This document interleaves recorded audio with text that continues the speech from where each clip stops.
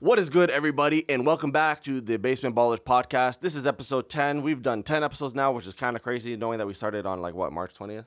Yeah, we would have had 13 if I didn't, skedaddle for 3 weeks. Facts. But you know what? It's all good. Shout out to you guys. Welcome back to the podcast. This is a kind of like I don't want to say a special edition of the podcast, but there's no Premier League roundup this week. Obviously, there's no other league roundup this week. It's just transfer news, crazy transfer news, and the Champions League final, which happened yesterday, Saturday, June 10th. And that's what we're going to talk about today. So let us know what you guys think about everything that we discussed. Let us know what you think about the question of the day today. And yeah, we'll get started. So Man City versus Inter Milan yesterday ends 1-0 for Man City. And that means Man City has won not only their first UCL, which has been kind of eluding them for so long, but they have now completed the treble because they won the FA Cup last week and they also won the Premier League title. Mm-hmm. What do you think about the game overall, though? Let's start with that.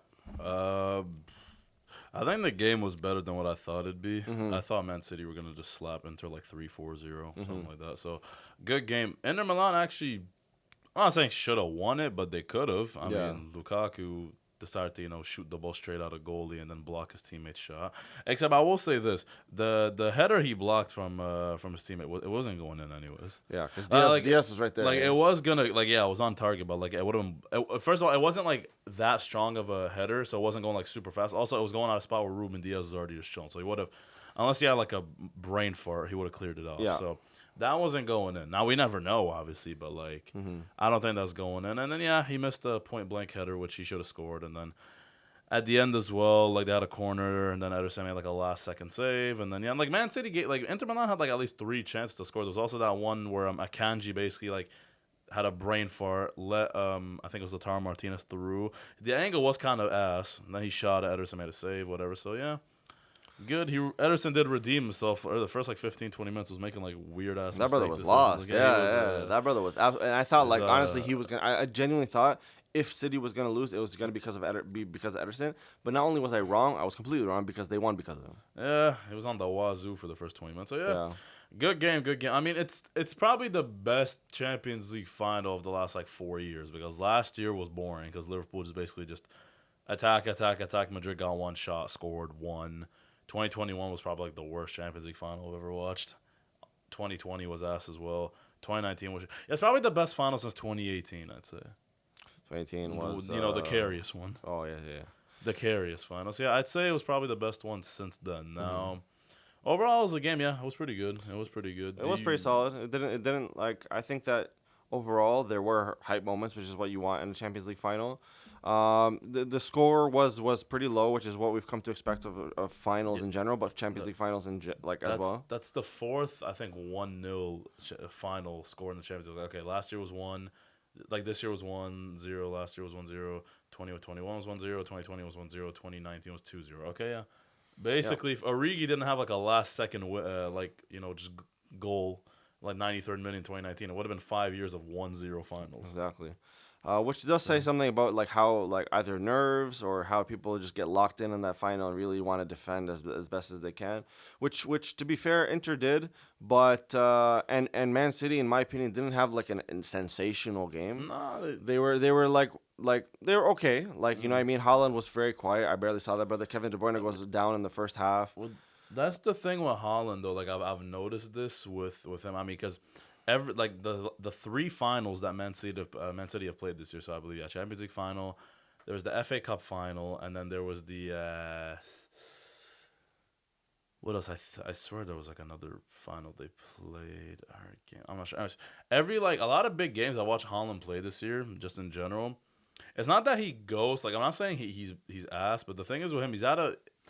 Right now, basically, he has one thing patented down, which is just goal scoring. But he still doesn't have, he doesn't have, the presence in a final where, he can just make a goal out of nothing. He still needs to kind of be fed the ball. He's not really involved. Yeah, he's not really involved in build-up play. Yeah, he's super, no.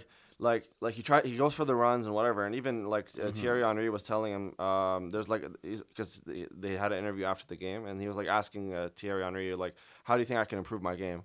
And then he was like saying, you just gotta in situations where you're shooting with your left, you gotta try to learn how to put the ball on your right and shoot from your right. Like that one shot he had against Yeah. Onana yesterday, Yeah. where I'm pretty sure it was a left-footed shot. It was, but it was a good shot. It was a good shot, but like imagine he threw it on his right, and then he probably could have got it like far post, right? Yeah, for sure.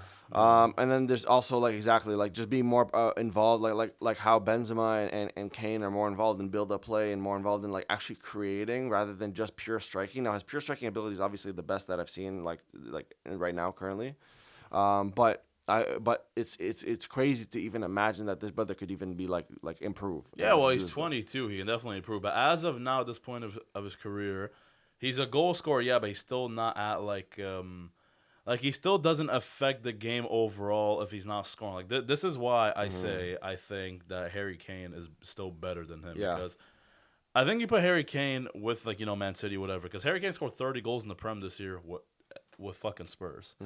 Put him with Man City.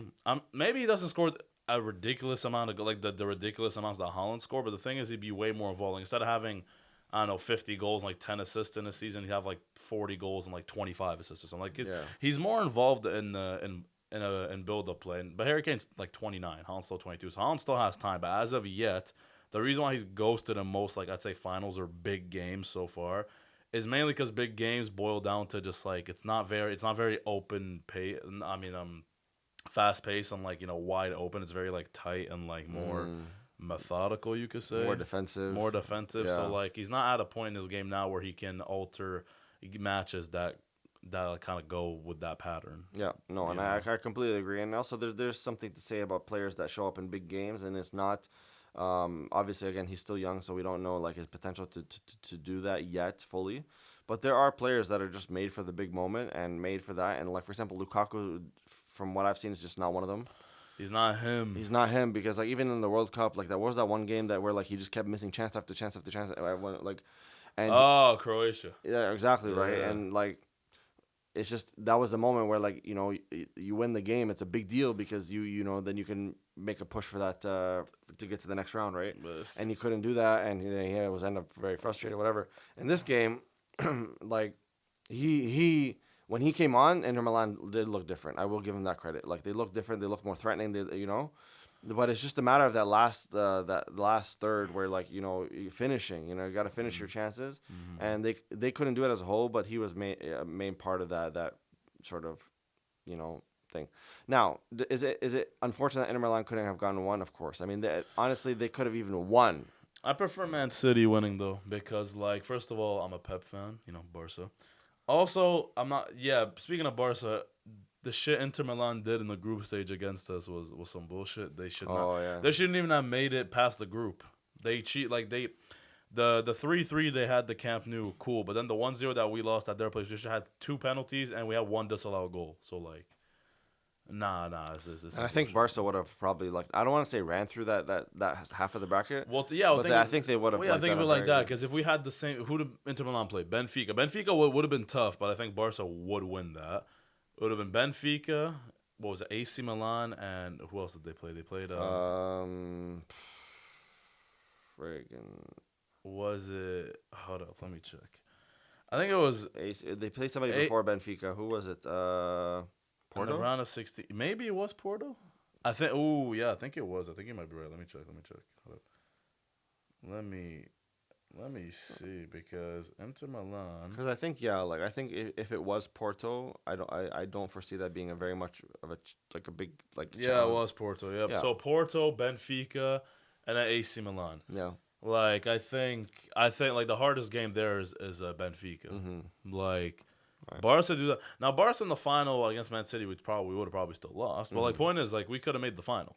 Yeah. But I don't know, man. It's tough. But anyways, speaking on that was the last big game of the season, right? Yeah. For all intents and purposes, everybody's kind of on their off season right now, and that begs the question as to sort of these final season awards, more particular, obviously the Ballon d'Or, which is the big hot topic after Haaland secures the treble, right? Mm-hmm. Because I think that, and me included, I think that post World Cup, I was thinking, okay, Haaland's doing good, but Messi just won the World Cup, it's hard to contend. Like, this brother could be bringing in home number 8, but everything that he's done has really put that into contention. So what we wanted to do for today's podcast is we wanted to give right now, as of today, and we might even update this list like later on. I don't see why we won't. Yeah, because to me, no, but the Ballon d'Or criteria changed, so now I think they're giving it just based on like this season. I don't think the first 3 months of next season matters. Yeah. So yeah, if you're just gonna base it on this season, who deserves Ballon d'Or? Now, okay, Yeah. So we're gonna give our top 5. And you guys let us know what you guys think in the comments. But this is our top 5 Ballon d'Or, starting with 5. Yeah, exactly. Starting off with 5, then top 2. Like, top 2 is either Messi or Haaland. Like, regardless of what your list is, Messi and Haaland should be your top 2. Regardless. I agree. Now, top 5. Now, I'd say 5, I could go maybe with, what's his name? Tough shot, but, actually, maybe not as much. Osimhen. I think Osimhen can go top 5. Victor Osimhen. I'm thinking about it like this. Napoli made the quarterfinals, in which they lost because he was mostly injured. I'm pretty sure he came off the bench in the second leg for a bit, but he was mostly injured in that quarterfinals. Scores 26 goals in Serie A. Brings Napoli their first Serie A in 33 years, I believe. Scores 26 goals in the league. And all competitions, I'm not sure, but point is, I think he's a shout for top 5. I think he goes but fifth. knowing how I feel like how past Ballon d'Or nominations have gone, I feel like a brother like Osimhen will probably not. Oh no, fuck that! I'm not basing it on FIFA. FIFA has stupid criteria. I'm basing it off of this is just like my personal opinion. Like if I think how Ballon d'Or, if Ballon d'Or is purely just ranked on who's like. Yeah, like your top 5 best. Like the best players this year, not necessarily ability, because top 5. Obviously, Osimhen's not a top 5 player in the world, but like based on like the seasons they had, it's hard to find 5 players who had a better season than Osimhen, considering his stats, what he achieved, etc., etc. So I'm saying Osimhen is 5. Now 4. Man, this is tough because I wanna throw Kevin De Bruyne somewhere in there. I think because he's had an unreal season. And Vinny are obviously so.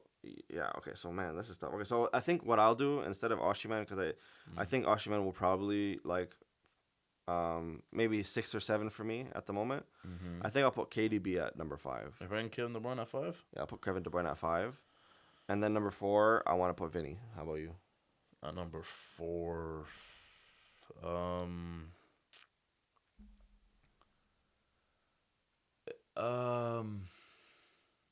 I mean, Vinny at 4. I'm trying to think is like,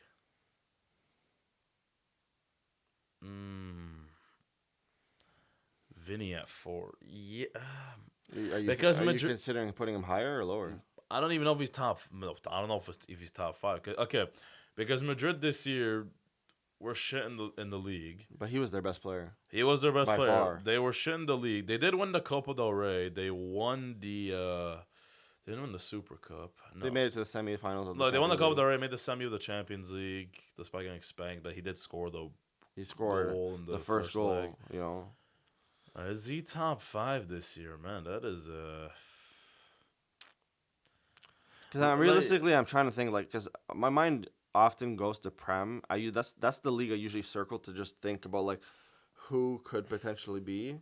Well, but with Prem, the only players that were no, there was a lot of amazing players. Well, if you're gonna go based on Harry Kane, you could argue had a top 5 season just because he scored 30 goals and but he didn't achieve nothing. But then Spurs finished 7th. Yeah, didn't win it. They didn't achieve nothing. So exactly right. I'd say.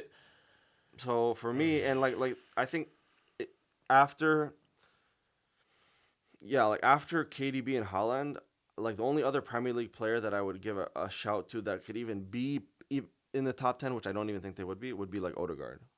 And the Premier League top 10, yeah, I'd say maybe Odegaard, Saka could crack.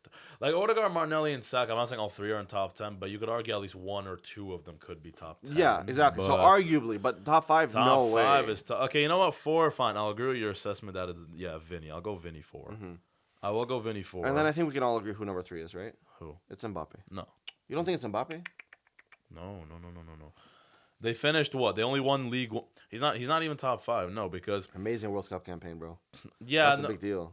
I feel like Modric's run in 2018. Yeah, but that's a bullshit Ballon d'Or. I'm not. That's the thing. I'm not using FIFA criteria. I'm using my own criteria. Now, for a dude who's in a team he's in. PSG only won the league by 1 point. 1 point. I don't know if you pay attention to that. PSG had 85 points. But Lens had I think 84. I think that like as a like I mean he's the Golden Boot winner. No, but I know. But let me just tell you why. Like I don't. Okay, cool.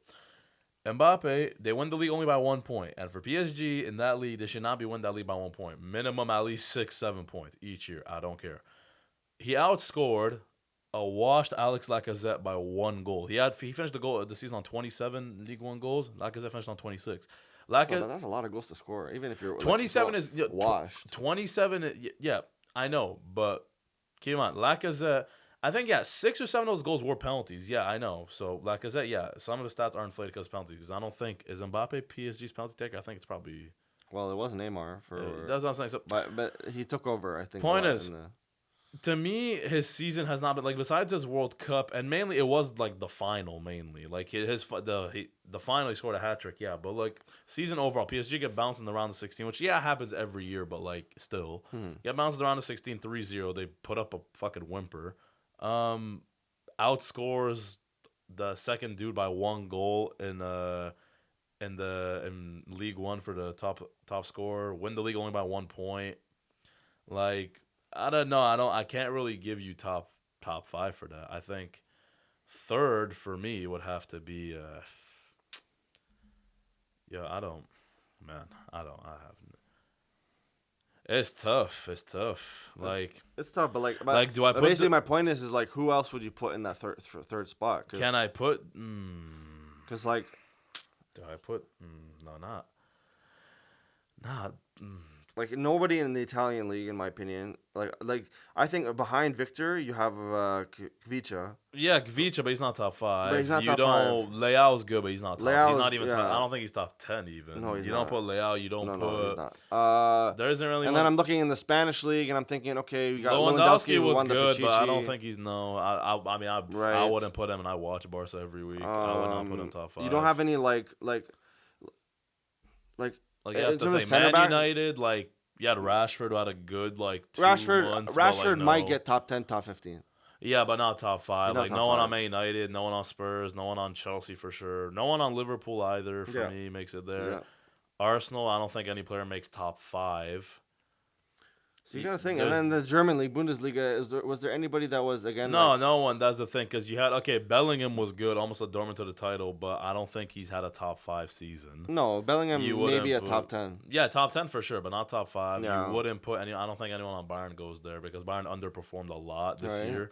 For, like, their standards, they underperformed a lot. So no one on Bayern. Yeah. You know what, man? I think... Actually, no. I think... Yeah, no, this is my top 5. I have it. This is my top 5. De Bruyne 5, I'll go with you. I'll bump Osimhen up to no. I'll say De Bruyne 5, Vinny 4, Osimhen 3. Now top 2, between Haaland and Messi. It's okay. I mean, bro, listen. Give your top 2, and then I'll give my top 2, and then we'll discuss. Cause okay, I'll go Haaland and Messi. Okay, so you want Messi number 1. Messi wins his 8th Ballon d'Or. I think Messi's 1. So I got KDB, I got Vinny, I got Mbappe. Because I feel like it's crazy you don't get that brother in top 5, but I mean, fair enough. Yeah, don't have a top 5 season. I got Messi in 2, and then I got Haaland in 1. Now, This is obviously, if you guys have been paying attention to our TikTok, this has been something that I've been roasted for the last couple of days. You know what I'm saying? And rightfully so, to be honest. Like, I'm not like I think that when people see the videos that I make and the videos that we make in general, they think that I'm like slighting Messi, that I'm a Messi hater or whatever. I'm not a Messi hater. I just think that there's something to be said about what Haaland has done this season. Now, let's look at Messi. Let's look at Haaland, right? Messi, what did he do this season? He won the biggest prize in football, right? Big deal, right? And he didn't like I mean, he played the Netherlands. He played Croatia, and he played France, okay? So, by no means would I say that was, like, an easy road, right? He earned it, and they deserve it, right? But like we said, because the Ballon d'Or is a season-long award, I really need to look at club football. I really need to look at the season as a whole. That is just my opinion. And a lot of people will say, But right, Messi's stats this year were good. good. No, He but had what, but again, I'm also not a GA merchant. I don't like to just look at GAs and be like, Yeah. wow, like it's amazing. Yeah, but because you need to look at how he's affecting games. 100%. Like, But if and you- like you said, PSG only won the League One title by 1 point. Mm-hmm. So realistically, if he's that influential to PSG team, then Mm-hmm. he should be having more of an impact. They should be winning by more. Now, saying that, right, Mm-hmm. means that like it sounds like I'm discrediting him, right? Okay. But again, like he is the I would say like the main playmaker on that team for PSG, right? Mm-hmm. And he just like again like they weren't looking that dominant, especially Yeah, after well, assist reason why Mbappe's not top 5. You seen the amount of chances Mbappe missed? yeah, no, I'm not Messi listening, gave him? but like again, like Yeah. I'm saying, like Messi is also like being touted as an amazing goal scorer too. He's not. He like people. It's not his, at PSG. It's not his position though. He's a right winger, At PSG, bro, he's continue your argument. right? So anyway, so my point of view is that the Ballon d'Or should be a season long award, and despite Messi's successes being actually even also voted the player of the tournament at the World Cup, I don't think that should be just the only metric that we look at as saying why should Messi win the World Cup now, or why should Messi win the Ballon d'Or, right? Because if you guys recall, the last player to win the Ballon d'Or after winning the World Cup was Cannavaro, right, in 2006. Yeah. Which it means that that FIFA in general has not used the World Cup as a sole metric to judge the Ballon d'Or by. That's not true. How? Because How did Modric win in 2018? he didn't win the World Cup. But because he made it to the final, they gave it to him. You think he won it because they won the Champions League? No. Well, because he was also a very instrumental part of that Real Madrid team. Yeah, now, do I cool, think, but again, do I think, Ronaldo's the one who carried them, so why didn't Ronaldo win the 100%. But I don't. Again, for me, I don't think that Modric should have won the 2018. Yeah, I know, but you're saying FIFA doesn't put points on the World Cup. They do. They do, but again, like if it was really based on importance, like who is the most pivotal player on 2018? Was it not Mbappe? You know, No, because take Mbappe out of France still could win the World Cup. Take Modric out of Croatia, but Croatia don't even make it past maybe the round of 16. So, but anyway, So, okay, so let's say we use that, and FIFA uses that. And I hate using that argument, but it's true. And then, but 2014, 2014. 2014, what? Yeah, but the difference between that's a dumb example because Germany's never been a team of stars. Germany's never had like the last star they had was who the fuck was Germany's last like star player, man? I can't even. Miroslav Klose.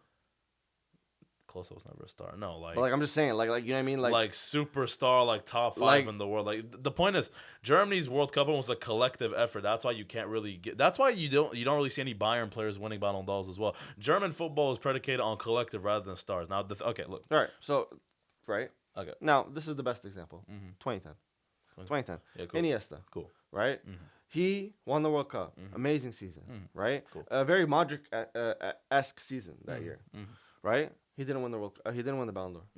Right. Well, that's because he was competing with probably Doug was competing with Messi, who was like 23. Yeah, and Wesley Schneider, right? Schneider won the treble, made the final of the World Cup. Yeah, okay. And I'm not saying Messi necessarily deserved 100%. He deserved that Ballon d'Or. But the thing is, okay, this is my argument because you mentioned the whole points argument stuff earlier, like with PSG.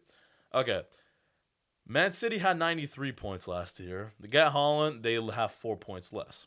Yes, they win the treble, but for me, my thing with that is Holland, and don't get me wrong, Holland's been a great signing for Man City, whatever. But to me, I don't necessarily think, like, put it like this: if you put Alvarez instead of Holland, I still think City win the treble. I still think they do.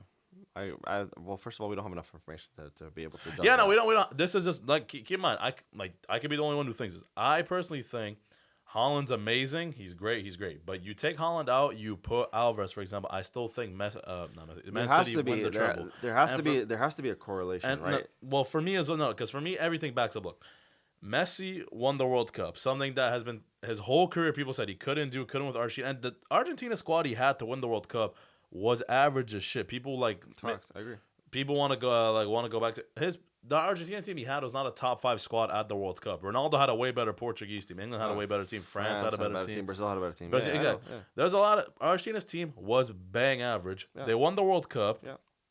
And he did it at 35 with 7 goals, 4 assists. Granted, 4 of those goals or 5 of those goals were penalties, yes. But people always say Messi can't score in big pressure, can't score penalties in pressure situations. Ronaldo can't do it. Messi can't. Blah blah blah blah. Does all of that. Whatever, cool. Wins the World Cup. 7 goals, 4 assists. Wins League One. I know League One isn't that important, but still wins it. Has a GA of like 50 goals, which is close to what Haaland had. Haaland also had it in a team the Premier League is the hardest league in the world. Granted, if you're not with Man City. Man City, like you can put any like Lukaku would bang in it with Man City. The thing is with Man City is that the Premier League isn't like this league anymore of like, oh, it's super tough, whatever. Because Man City, if you join them, your job isn't necessarily that tough. You can put any striker with Man City, and they wouldn't bang as much as Haaland, but they'd bang a lot of goals. So all of that to me says and plus Messi, keep in mind, is 35. Messi carried a World Cup. Like take Messi out of Argentina, do they win the World Cup? No. Take Messi out of PSG, they won League One. No. Messi's doing all this shit. I don't fully agree on that. Well, take Messi out. Well, take Messi or Mbappe out of PSG. Like take one of them out. They don't win League One. But the point is, Messi at his age was not meant to be carrying a team to a fucking World Cup.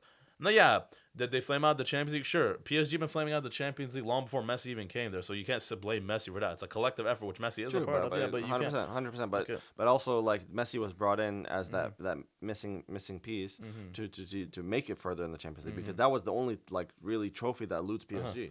And also keep in mind, Haaland in the biggest games didn't really show up. For example, Haaland, in the Champions League, the semifinals he didn't score.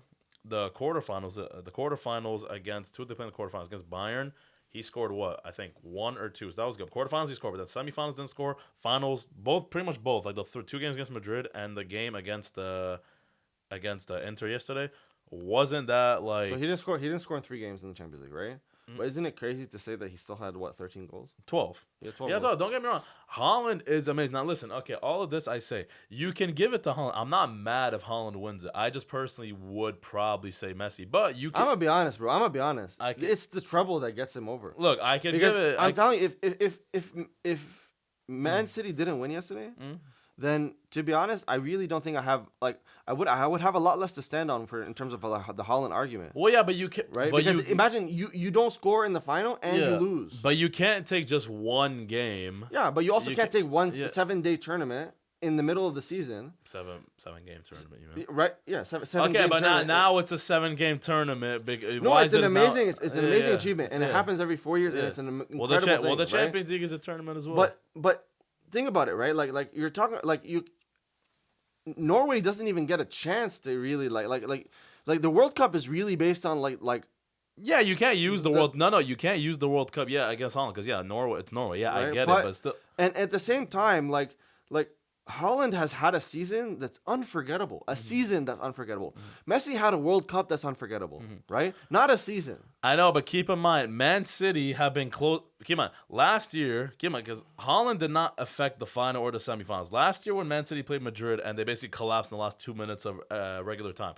With or without Holland, like say Holland was with them, that still would have happened because Man City's mental fortitude basically wasn't as strong. This year, basically, because they learned from their previous lessons, Champions League final against Chelsea last year, et cetera, that's what made them win the Champions League, like the treble this year. I don't think it's not just because of Holland. Like Holland isn't like, it's not like you take out. It's not. It's not that you take out Holland and they don't win the treble. I think they win the treble with or without Holland.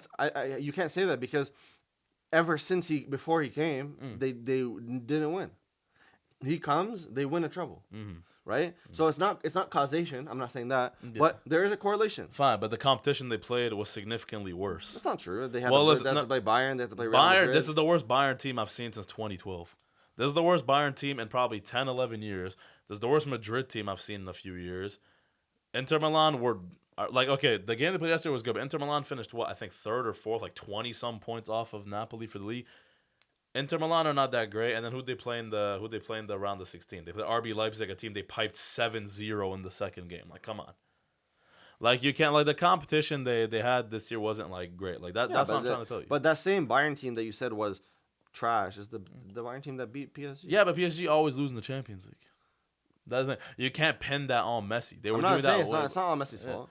It's not all Messi's fault, but Messi is part of the team. Well, listen, man. Anyway, so basically my point is that when you say he's a Ballon d'Or winner, he had an amazing season. You will never look, most people, unless you're like a Messi dick rider, you'll never look at the 2022-2023 season and be like, wow, that was an amazing season for Messi. What would you say? The 2022 World Cup was an amazing World Cup for Messi. Obviously, he won it, right? But that's a part of the season. Part of the season. It's a very small part of the season, though. So the World Cup's it's a small part of the season, but it's the World Cup. But it's exactly. But like, understand that there's still what? I get 6 or 8-9 months of other season. Yeah, for sure. You know what I'm saying? Sure, but it's the World Cup. It is the World Cup, right? Yeah. But again, like, we're not gonna sit here and discredit the World Cup just because Messi. I'm not discrediting it, but like again, it's a season-long award. Yeah.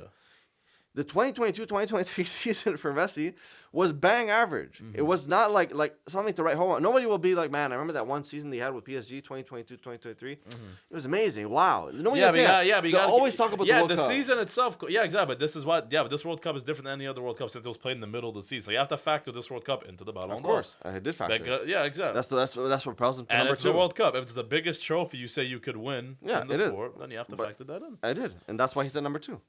Point is, Messi 1, Haaland 2, Osimhen 3, Vinny 4, De Bruyne 5. That's my top 5 for Ballon d'Or. Fox, and then me is Haaland 1, Messi 2, Mbappe 3, Vinny 4, and then I got Kevin De Bruyne. Also, one more thing. If what's his name? If your whole thing's the World Cup, such a small portion of the season, what did Mbappe do the rest of the season? He had that one final, scored a hat trick in the final. Cool. If you're gonna use that to put him into your top 3, what else could you put? What else are you factoring in to put him in your top 3? He wins the Golden Boot in by one goal in the shit league against a wash League 1 title. Cool. And there's also nobody else that comes close to making those kinds of achievements in world football right now. What, winning League 1 top scorer? League 1 top scorer, winning League 1 and scoring a hat trick in a World Cup final. Okay, cool. And winning the winning the Golden Boot. How about winning League 1 and winning the World Cup? Well, I mean, and being the best player of the tournament at the World Cup. Mbappe did everything that he could have done in that World Cup. Mbappe did everything that he could have done in that World Cup. For sure, except win. But Messi won. It wasn't his fault. Messi won it. Anyways, speaking of Messi. All right. Transfer news. Yeah, goes to Miami. Benzema goes to Saudi with Conte. Ibra retires. Fucking a whole lot of shit's been happening. Conte goes to play with Benzema in Saudi. A whole lot of shit's happening. What do you think of the... What do you think of that? So who are we move? starting with? So I'll say, okay, Messi to Miami quickly. I'll summarize it really quick. Basically, couldn't go to Barca because, Bartomeu, fuck yourself. I hope you're in jail. Bartomeu basically spent years messing up our finances to the point where we can't even afford Messi for 1 peso. So Messi couldn't come to Barca because of finances. Then he had a choice between Miami and Saudi Arabia, which, Miami's the obvious answer. I'm sorry, to my Saudis watching, whatever. For Messi... Miami's a better place. First of all, keep in mind, hella Cubans there, so a lot of Spanish, which is easy for him.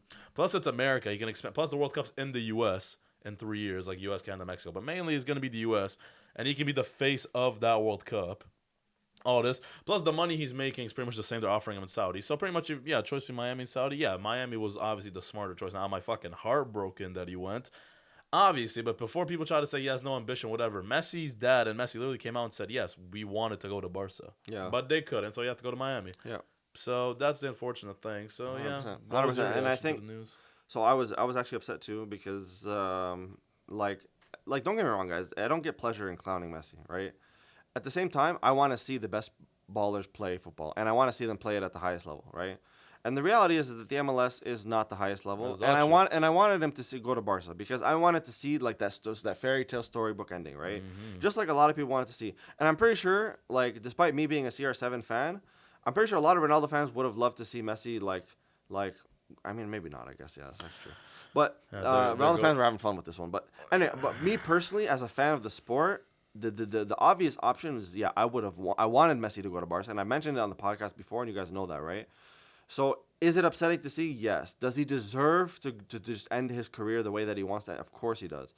Is Miami a good destination for him? It is a good destination for him because I would have hated, maybe it would have been cool to see him play in Saudi, but at the same time, this whole Saudi league thing is making me a little bit it's like the Chinese league a few years ago. It's making me a little bit uneasy because, bro, don't get me wrong. The MLS and Saudi, they're both putting leagues, but they've seen MLS and Saudi Arabia. I feel like MLS is more, authentic somewhat. More authentic because, the Americans the Americans love their sports.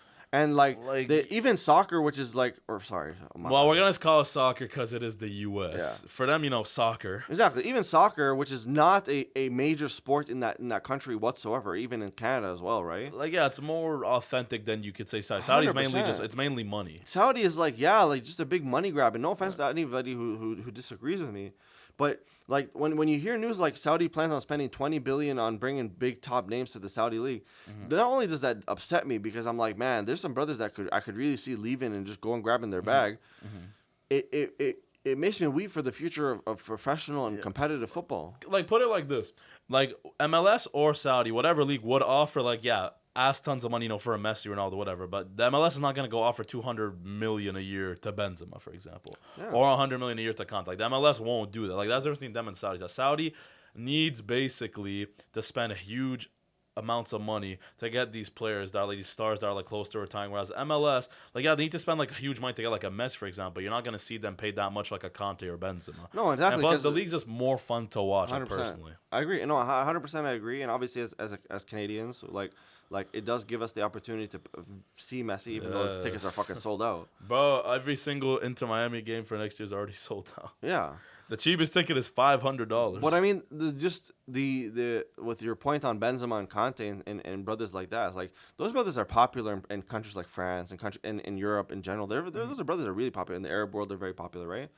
But those brothers are not known here. You know what I mean? Like on a wider scale. Because the reason why I say this is because even Messi, people and I know it's TikTok is not reality, right? But the amount of people that you see online talking about oh yeah, who's Messi? It's crazy in the US, right? Yeah. I saw this one. I hope it was a troll. It was a FIFA soccer star Lionel Messi joins the MLS. I'm like, FIFA. That's what you're referring to him as, a FIFA soccer. You know what I'm star. saying? The Americans are dumb. There's ignorance. There's an ignorance in terms of soccer in the U.S. and in Canada to a certain extent, right?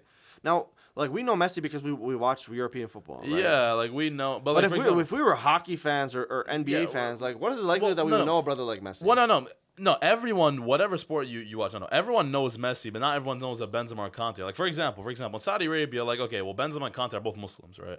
So there's that. So, the average Joe in Saudi Arabia knows about Benzema, will know about Conte.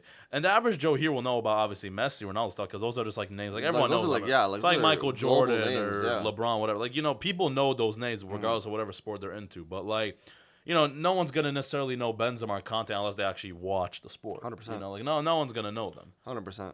In Saudi Arabia, they'll know them because, they're Arab. Well, Benzema, Arab. They're both Muslim, whatever. They're not going to know them here. So, that's, yeah. And obviously, keep in mind, they're both shit leagues. They are. But just MLS is just less shit. It is, and it's for example, even though I am a Ronaldo fan, I don't watch Saudi Pro League games, right? I barely watch. But for me, I would watch an MLS game. I'd watch. Well, first of all, time difference. Second of all, it's just better. It's more fun to watch.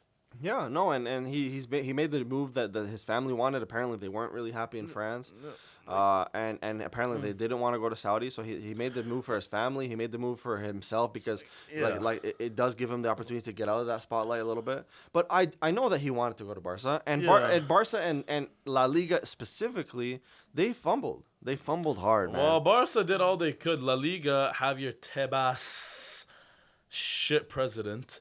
He's ruining the league. We talked about this last week. As long as he's president, La Liga's is going to be a shit. La Liga's, to me, is not even at this point, well, Premier League washes La Liga right now. What was it? Yeah, probably Serie A as well. At this point, bro, Serie A and Premier League are probably better leagues right now. Yeah. Because, bro, La Liga's boring now. Yeah. La Liga's a boring league right now. It's 100%. so shit. This Barca team that washed the fucking league, and I'm telling you this is still not a great Barca. This is the best Barca team in the last probably 3 years. Yeah, but compared to this Barca team over the last 15 years, it's probably it's one of the it's probably 12th or 13th out of the last 15 years, probably 12 or 13. Yeah. The only Barca teams that were worst were last year, 2021, 22, 2020, 2021 are probably worse, but that team still had Messi, but it's probably still a worse team. Mm-hmm. And then maybe 2008. 100%. Those are probably worse teams. Okay, that's it. Yeah, and they really this is something, man. Honestly, I really blame them for not allowing Messi to come back, and it's sad to see it. Obviously, I wish him the best. He he's the greatest of all time. Like he's completed football. That he deserves to move on to a different league, right? Now, obviously, whether there was a bit of a double standard between the whole Ronaldo and Messi thing, we did talk about that last week, and I do personally think that obviously give the same energy or don't give it at all kind of thing. But you guys get riled up, man, on TikTok. Every Messi Ronaldo video we ever done, you guys y'all get flood pissed. the comments. God damn. You guys flood the comments. Acting like I'm talking about their dad, bro. But anyway, that's that. I think it's probably I don't think it's gonna be the last time we see Messi in Europe, but it will be the last time we see Messi in Europe in his prime because I still think. I think that's the last of him. You don't think he'll come back to Barca at all? I think now he tried to come back this time, didn't work out. I don't think he's coming back to Barca because he's gonna be with Inter Miami. I'm guessing at least the next 3 years until at least the World Cup, and then after that he'll be 39. I think at that point he plays a year probably with Newell's Old Boys, his first ever club. Then he retires at 40, or 30. I think Messi and Barca, it's done. Yeah, bro. I saw that was freaking hilarious, bro. And I don't know what's true on TikTok anymore or on social media in general, but this was hilarious anyway. I'm gonna share it. It was some Fox News shit. Talking about sports, talking about soccer, talking about Lionel Messi has come to the MLS in Miami, and he really should be trying to learn some English, whatever. How Beckham came and he learned English. Oh yeah. That was the funniest thing I heard. But Americans are dumb, man. I'm sorry, American it sounded so dumb stupid. to be real. It's so dumb, man, because it's like what's with the entitlement? What you mean? He come here, you should really learn some English. Well, I mean that part was stupid because I'm pretty sure the brother going to Miami knowing that he could get away with speaking Spanish. You can get exactly. Like I mentioned maybe earlier. his kids would probably. Yeah, have his to kids learn are English, young. They could learn English, cool. But the thing is, you should learn English. Then talk about David Beckham as if he's not fucking British. Man, that was funny, bro. This guy's look at Beckham. He came and he learned English, although he speaks it with an accent. Let me. Moving on. Moving on. I want to talk about this real quick, and I'll leave this section mainly to you. It's the So there's two signings, I'd say big signings that have happened. Well, I wouldn't say big, but one decently big, one meh. Okay, so the big one is so McAllister to Liverpool and then Yuri Tielemans to Aston Villa. Now I actually haven't even booked that. When was that? That was yesterday. Oh, I didn't even take. I guess, bro, I was so busy with the Champions League stuff. Yeah. Yuri Tielemans to Aston Villa on a free because his contract with Leicester expires. That's one signing I don't know. Maybe we'll see, but that's one signing I always wanted. I don't get why I don't get why Arsenal never went for him. But as a backup, not as a starter, but as a backup. He's the kind of brother that he definitely still has something in him. He's 20. He's 25, 26. Yeah, exactly right. And he's something that you definitely don't want to give up on. And in terms of, even though he had a pretty horrendous season this year with Leicester, he's not a brother that you kind of give up on, right? Him to Aston Villa is a pretty It's decent, yeah. It's a good. It's because Aston Villa right now is still trying to maintain being in the top half and maybe try to consistently push for at least a Conference League spot, maybe Europa League next year, because they got Conference League this year. Maybe push for Europa League, and this 100%. Signing is a good signing. It's a very good signing for them to push for that. It's a very good signing, and shout outs to him. I mean, he did his thing. There's obviously still a couple players that Leicester needs to move, Madison. Yeah, Harvey Barnes is gonna leave. I don't know what's going on with Jamie Vardy. Probably, Ricardo Pereira. There were 7 of their players got released. 7 of their players got released since they got relegated. Now, one of them was, I will need to check. Let me see, because I know one of them was Yuri Tielemans. The other one was Castagne, which he's linked with Arsenal right now. Let's see. Let me check. The 7 players, Leicester players out of contract that they released. So, yeah, it was Yuri Tielemans, Soyuncu, Amarty, Mendy, Ryan Bertrand, Ayoze Perez, and Tete. Ayoze Perez, I'm going to keep it a buck. I don't really know those other players. Ayoze Perez is a good backup option for any. I'd say he could go. If I'm maybe Brentford, since Ivan Toney's going to be suspended until at least January, maybe Brentford could go for him. Yuri Tielemans went to Villa. I would take Harvey. Well, no, Harvey Barnes doesn't get released. But Harvey Barnes is going to get sold. So Yonshu as a center back for a top half team, he could go. They're keep in mind, this is a team that most of these players were part of Leicester winning the FA Cup and making 5th place consistently twice, which they should have made 4. They should have made Champions League the last few years. They bottled it each year. But point is, so there are some players there. Now the big one, obviously for you, is McAllister to Liverpool. So quick. Well, actually, I did want to. Before we talk about that, I did want to give a quick shout out to West Ham because they did win the Conference League, and I forgot to. Yeah, I don't want to. Oh yeah. All right, moving on.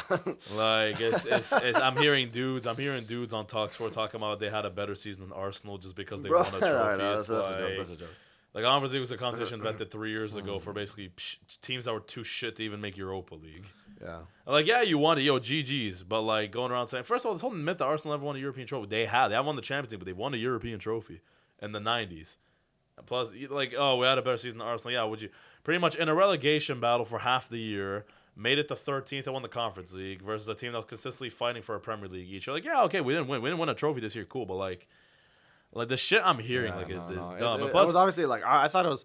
West Ham fans are just It was a funny thing because it was like, yeah, they won a trophy, and they haven't won one in, what, 43 years? What is it? 40? Yeah, it's been since 1980. Yeah, so 43 years. Yeah. And so they were happy about that, and GG to them. I mean, they played a decent game, and, like, what was it? Fiorentina. Bowen?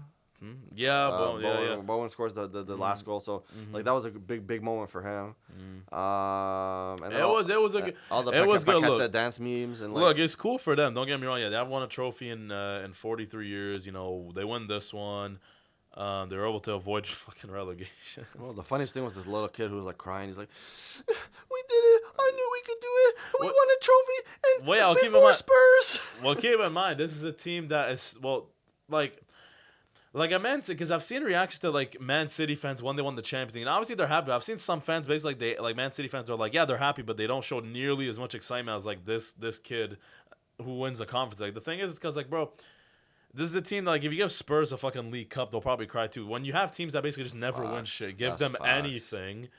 That's Man City is used to winning trophies. Like, Man United fans are acting like them winning the Carabao Cup is like them winning the fucking treble because they haven't won anything of note. Like, yeah, they won the Europa League in 2017. But they haven't really won anything major in, 10 years since they last won the Premier League. Okay, I don't know if Europa League is considered a major trophy. If it is, okay, my bad. But, like, it's not the, creme de la creme, you feel me? They haven't won a big trophy because, like, for example, you get Man City, tell Man City, oh, you're winning the Champions League, not Champions League, the Premier League next year.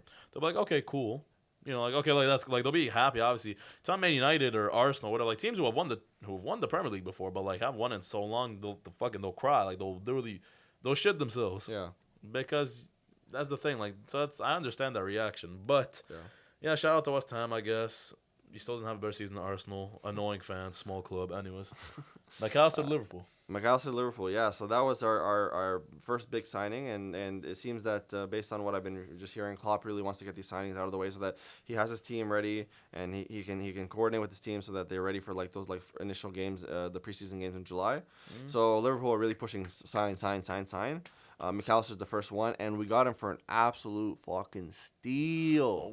Yeah, when you see, like, how much they're trying to sell Cancelo for, because McAllister, you guys got him for 45 mil? Like 35 mil or something. 35 because his release clause was so low. Right? Yeah, Cancelo, if Arsenal want to get him, they're gonna charge at least 90 to 100 mil. Yeah, and I think that's a joke, to be honest. Like, well, it's dumb. It's dumb because it's like, bro, like, and apparently, like I think Arsenal put up 70 mil and they laughed or something. Like, they were like, look, right now, if you give me choice in Declan Rice and Cancelo, I'm taking Declan Rice. Now, if we can get both, holy fuck. But, like, if you can give me Declan Rice or Cancelo, I'm taking Declan Rice. Yeah. Oh, yeah. No, he does. And it seems like he's getting ready to move wherever that might be. I don't know. Like, we need to splash at least 90 to 100 mil on one midfielder, and for me, it has to be Declan Rice. Well, I also heard something about, like, Newcastle, like, not wanting to spend more than, like, 75, 80 mil this offseason. Yeah, there's rumors like that all the time. I don't know if that's true, but, like, yeah. Well, no, Newcastle right now should spend smart. They're not at a stage now where they need to be making dummy transfers. I know, but in this transfer market, bro, what does 80 million get you? Like, a player or two? Like,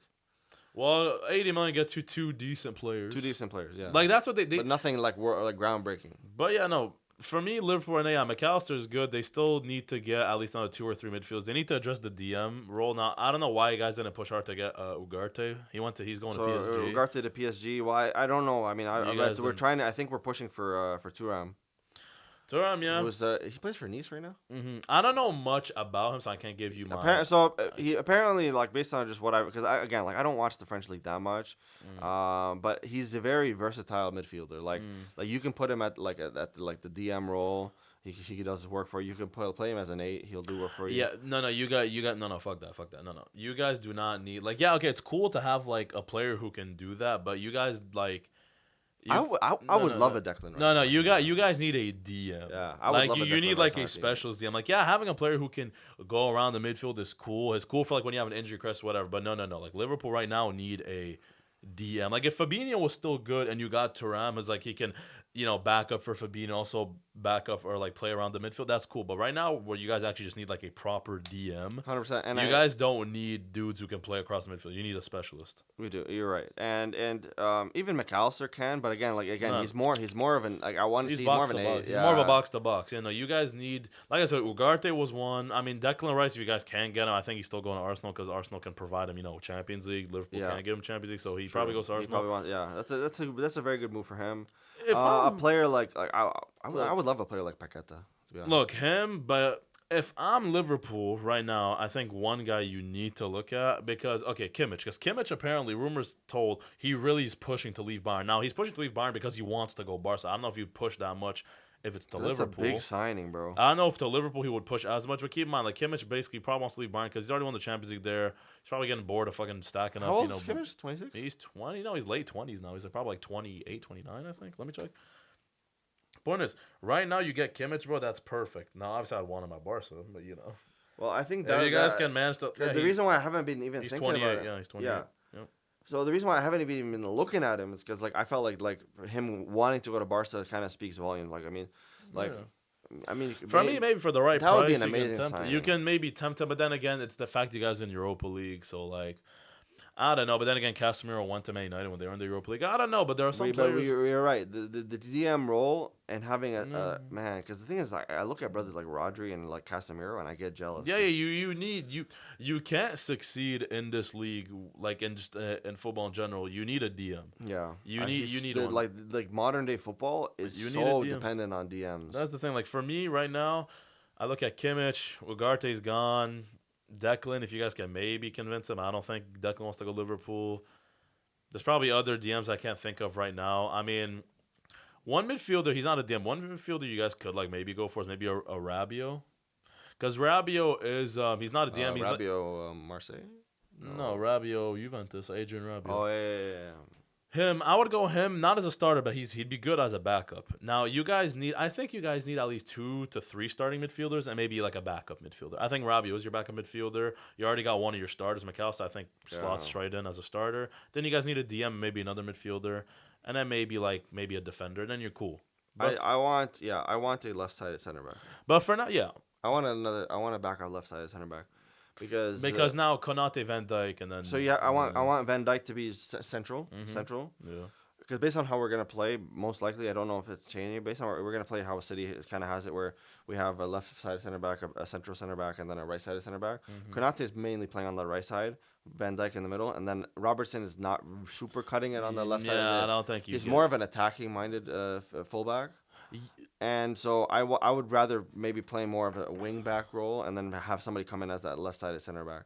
But the way City play is weird because their center back kind of turns to a DM. Like John Stones, for example, prime example yesterday. John Stones, because they lined up, it was John Stones, Akanji, and Ake, I believe, was their defense. Stones is playing next to Rodri. Exactly, he was pushing up to the DM side. That's what I'm saying. So the way City plays, they'll have 3 center backs. One of those center backs pushes up to somewhat the DM area. So maybe what you guys do is you could do that. Now, if I'm Liverpool, I just don't want to be the thing is I know this sounds kind of weird, but I don't want to be like a City clone because it sounds like kind of. It sounds like Klopp. You guys were able to do your thing using your own model. I think stick to it. But right now is that you guys have Konate and Van Dijk as your only good center backs. Matip is he's old. You need to get rid of him. Joe Gomez is ass. Yeah. Then after that, you guys need at least 1 to 2 because who are your center backs? What I'm saying. So you have Konate, Joe Gomez, Matip, Van Dijk, and if I'm not mistaken, Nat Phillips. Yeah. No, not him. You guys need at least 1 to 2 backup center backs and 3 midfielders. You guys need a decent amount of players now. Yeah, we need to spend at least 250. You guys need at least 250 now. Knowing FSG, I don't know if it's gonna happen, but you already got one good signing out of the way. Very good signing, very cheap, pretty early as well. You guys still have another 2.5 months, so who knows? But you guys, ideally, you guys need to get your. This is what I'm saying. Ideally, Liverpool need to get their midfielders out of the way before preseason. Now, if you guys get a center back, like kind of last second, whatever, it's not a big a deal. But for me, right now, you guys need your at least another box to box, and you need most importantly your DM before before preseason starts. Agreed. I would do that. Yeah, that's what I would do if I'm Liverpool. And and if Arsenal doesn't manage to sweep up Caicedo, I think Liverpool. Yeah, exactly. That's also one Caicedo. Now I heard maybe Chelsea, but like, why would he go Chelsea? Like, if I'm Caicedo, I go either Arsenal or I go Liverpool. Chelsea's like obviously historically is an upgrade for him, but it like currently it's a downgrade. It's not even that. It's the fact that like he goes Chelsea, but Chelsea right now it's so unstable because fine, they have a new manager, but also there's so many players they need to offload, so much shit they need to figure out. Whereas Liverpool, because if Chelsea was in the Champions League, I'd say okay, maybe Chelsea can't offer anything that Liverpool can. Liverpool can offer at least European football. They can, and I think they can offer Liverpool with the right more, signings can push to exactly. top 2, top 3 next Liverpool season. Next year, I wouldn't be surprised if they were up there challenging for the Prem because Liverpool don't need that much to challenge. Yeah. So if I'm Caicedo, I look at either Arsenal or Liverpool. I wouldn't look at Chelsea. Anyways. It moves on to the question of the day now. So the question of the day, segment. So we already kind of like went over this, but this is leaving it up to the air a little bit for you guys and let us know what you guys think. Probably post this to TikTok too, just to, to get you guys engaged. But basically, our question of the day is: has the Champions League lost some of its hype, like some of its glamour now? Right, and the reason why I think that a lot of us are saying this is because I'm not even kidding, bro. I'm not even just saying this, right? But I didn't know. I didn't remember that there was a Champions League final until like Thursday. Like, you know what I'm saying? Yeah. Because first of all, I was so like in the transfer rumors and like all that. Like, obviously, that was preoccupying my mind. But it's the fact that like you have all these like streaming services that weren't even like advertising it that much, and like the hype wasn't there. Like, you know what I mean? And like, Anyway, that's just my perspective on it. Like I'll let you say what you gotta say.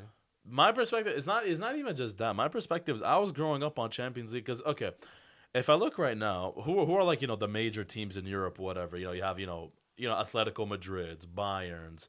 Dortmund's, Real's, Barca's, Man United's, Arsenal, like all these major teams. The major teams that have been in the Champions League last few years, they've been asked because if you look at basically when Juventus has been in the Champions League last few years, Juventus have been shit. PSG have been shit. Madrid, yes, they won last year, but that was the flukiest run. I'm sorry. And Madrid, since Ronaldo's left, have been shit. Pretty much. Like, they haven't been good. Atletico Madrid haven't been good either. Arsenal haven't been in there. Man United haven't been good. But, like, basically, if you look back in, like, 2014, 15, 16, 17, Juventus was, like, you played Juventus, you would shit yourself. PSG were a better team. You looked at Atletico Madrid, you'd be like, oh, shit, Atletico Madrid. You look at Man United, you'd be like, okay, Man United. You looked at Madrid, you'd be scared. Barca, Bayern, even the Milan teams. Maybe, like, a lot of teams you'd look at back then, you'd be scared. Now, if you play Atletico Madrid in the Champions League, you're not really scared. If you play Madrid in the Champions League, yeah, because of since it's Madrid, like the whole aura of Madrid in the Champions League, you'd be scared. But based on just like the team itself, you're not that scared. You look at what's them? Juventus. You look at fucking Dortmund. You look at Bayern. You look at all these teams. You're not really. You look at Barca. You're not that scared. The only teams really that you're scared to play in the Champions League now is what? Man City, maybe like.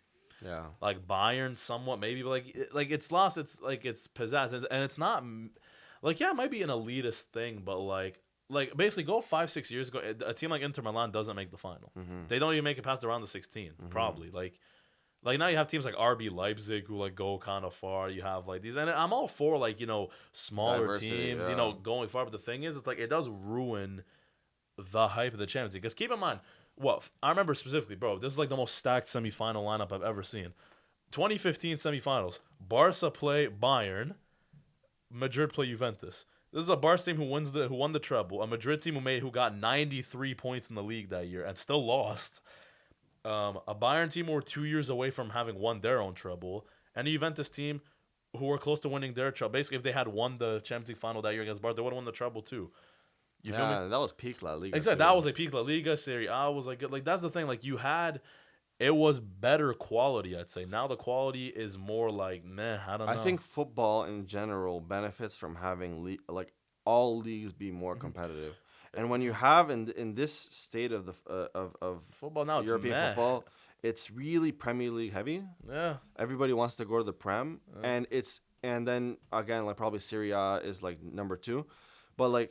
It's not this trajectory is not good for the sport in general because like I want to be able to say like, wow, La Liga is doing amazing, and I want to be able to say Bundesliga is doing amazing. Yeah. But that's the thing, like these leagues, these historic leagues, like really need to get their shit together. And it's also a thing of like people point to the fact that okay, well the Bundesliga was very competitive this year. Serie A was very competitive last year. Blah blah. But to me, that's not a That's more. For me, that's more of a product of like just the traditional teams being more ass than them actually being good. Because like for example, okay, Napoli this year were good, and Napoli this year, and beside the like, I picked them. I remember I said in the podcast, I picked them to make the final. Mm-hmm. Now I didn't think they'd win, but I picked them to make the final because now Osimhen got injured, whatever. So okay, fine, take out Napoli is that. But for example, Inter Milan, AC Milan, AC Milan, Inter Milan, the last two Serie A winners before Napoli this year. To me, they won it, but they weren't wow. Mm-hmm. Like they're like you put those teams against like a Premier League team, I think they still lose. You put them against Madrid or Barca, I think they still lose. Bayern, Dortmund this year, was competitive, but like. They weren't like quality wise. They're not wow teams. That's the thing. It's not the fact that like yeah, the leagues are more competitive, but that's not that the leagues are better. It's just that maybe like the top teams in that league were just kind of shit, and that's what made it competitive. Yeah. Like, yeah, you could argue Juventus, for example. Like, okay, prime example, Juventus Bayern in 2015. At that point, they were basically steamrolling their leagues. Like every year, basically, they were always winning the league by like a good amount of points, which made the leagues more boring. Yes, but Juventus and Bayern were strong as shit in the Champions League. Fuck. So that's what made the Champions League. Now if you're gonna sacrifice, so if you're gonna say like, okay, well, Champions League gets slightly worse, but the leagues has more parity, then yeah, I'd probably sacrifice Champions League to have more like parity in the leagues. But when the leagues were worse in Italy and Germany, it made Bayern and Juventus way better, which made Champions League way better. So like, yeah, and 100%. And I think that what Champions League really needs moving forward is those super giants teams to get back to the level that they are, because we've mentioned this before, like bless you. Thank you. We've mentioned this before that Barca, despite winning the league and winning it convincingly, by 12 points, it was like they weren't like amazing. No, like, you know what I mean? Like this Barca team, like in like a very competitive Champions League, maybe max makes it quarterfinals. And I want to see, bro. You know what I want to see? I want to see a top level Barca in the Champions League. I want to see a top level Madrid in the Champions League. Yeah. I want to see a top level Bayern in the Champions League. League. Dortmund, Juventus, Atletico, AC, top PSG, all of these. Yeah. top Manchester United or Liverpool. Top. Exactly. I want to see top teams making it to this. Now, you know what I mean? Now, obviously, like in Champions League, obviously not every team makes the final. Like even a top team can still get bounced in the round 16, but you still want to have that competitiveness. Yeah. Like to me, the last truly like competitive, like really good Champions League was probably, I'd say like 2019 is the last one. 2019 was still starting to kind of wane a bit, but 2019 for me was the last like very good like competitive Champions League. Like 2018 was good, 2017, 2016. Maybe this is me just being nostalgic, but for me like that 2010, 11 to like 18. Like the 2010s to me is like his peak. That's peak football. For me it was his peak. Football. Oh my god. I think after that, I guess since 2020 is just like when I don't know. It hasn't been the same. For me Champions League finals that period was when people were like seriously, and I'm not like seriously comparing the Champions League tournament to the World Cup. Yeah. And that is an incredible thing to even like imagine. Right now, I don't even think about it twice. I know right now, I'm like, bro, shut up. It's the World Cup, right? Yeah. But in that era, like 2010 to 2018, like basically the peak La Liga era, that was when people could seriously be like, oh, actually winning the Champions League is hard as shit. Yeah, I could see people making the thing. Like, obviously, the World Cup is always going to be the biggest trophy, but I could see people being like, oh, but the Champions League. I feel like now the Champions League and World Cup, like the Champions League just doesn't have like the allure anymore. Yeah. Especially that, like, basically over the last few years, it's always been the same team winning. It's always been Madrid. It's always been, you always see, like, the same teams making it far. Like, Man City have made the semifinals, finals, whatever. The last, like, 4 or 5 years, they've always made it to at least the semis. Madrid's been winning it constantly. Like, you're not seeing diversity. It's always kind of the same shit. I don't know. 100%, brother. 100%. And you guys got to let us know what you think. This is our obviously our opinion. Do you guys still enjoy the Champions League? Were you excited about yesterday's game more than we were? Obviously, again, like watching the game, and we did enjoy the game, but I'm talking about like the pre-match hype. Were you guys looking forward to it? Obviously, this is special for Manchester City fans and Inter Milan fans. Obviously, I know you guys were excited, but I'm talking about football fans as a whole. Let us know what you think. Let us know what you think about all the topics that we talked about today. Let us know what you want us to cover next week. Call us idiots if you want. We don't give a shit. Yeah. And follow us on TikTok. TikTok is booming. TikTok is feeling great for us. We're making a lot of content on TikTok. Peep that. And soon, stay tuned, guys, soon. because soon we're gonna be start live streaming on this channel. We're gonna be talking about football. We're gonna be talking about and we're gonna be playing games while we're talking about football. And I think that there's no better way to spend a weekend than talking about football and playing games while you're doing that. Yeah. So tune in. Live streaming is coming soon to the Basement Baller Podcast YouTube channel, and live streaming will be coming soon. Hopefully, when we hit 1,000 followers on TikTok, live streaming will be coming soon to that too. But as always, we appreciate you guys. We appreciate your questions. That's Brahim. I'm Kareem, and peace out, guys. Thank you. Take care.